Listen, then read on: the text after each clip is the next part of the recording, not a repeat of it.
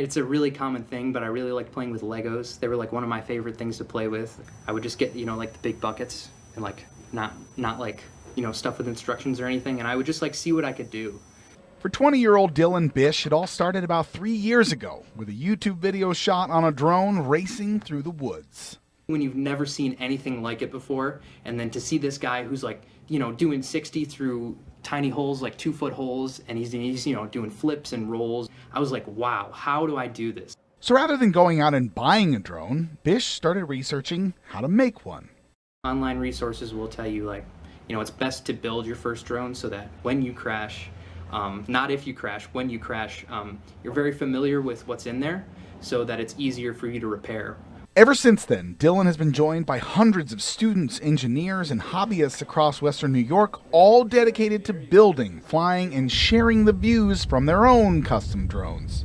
Bill Almer has been rallying these pilots together over the past 2 years. You can see for yourself on their Facebook group, Buffalo Multirotor. Radio control, they're interested in technology. You're looking for this, thing that you can do, with a group of friends. Like, what can I do with my engineering background? There's a couple pilots in the group and that I've met even across the country that have come from a background of like motocross. They still have that need for that big adrenaline rush. So with all of these personalities, these interests, these backgrounds coming together, how exactly do 350 plus drone pilots get along?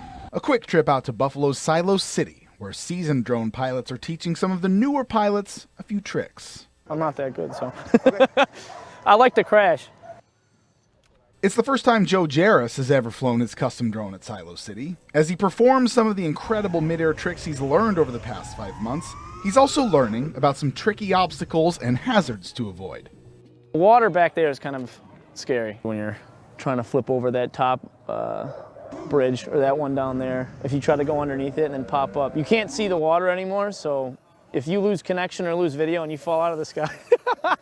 These are just a few of Buffalo's drone pilots dedicated to tackling the skies with their own custom drones. Some of them race, some flip and zip around, some dive from the sky.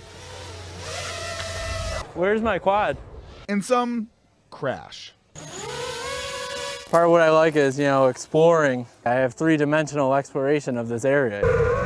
I wouldn't normally climb to the roof of one of these buildings, but I can scale the building in a matter of seconds and be, darting along the roof. Josh Decker is one of the veteran pilots in the group. Crashing his drone is a bummer, but becoming a freestyle drone pilot might have also saved his life. Before I did this, I rode motorcycles. I got in a couple of motorcycle accidents, actually. The second one was pretty bad, and the third one was like, when am I gonna stop? And having a family makes it really hard to, take those risks on a motorcycle. I was pretty reckless. This enables me to take all those same risks and get the same kind of adrenaline, actually, but if I crash, I just take off my goggles and I still go home to my family, And these goggles give some of the group leaders like Decker a chance to teach other pilots through their own eyes. Multiple pilots can all tune in to the same frequency, which allows them to take a front row seat for the ride, all looking through the lens of the same camera. You'll be able to see stuff that you can't normally do, so you can kind of learn how to, flip and roll and pitch into a move or something like that. So it kind of helps you build your skills.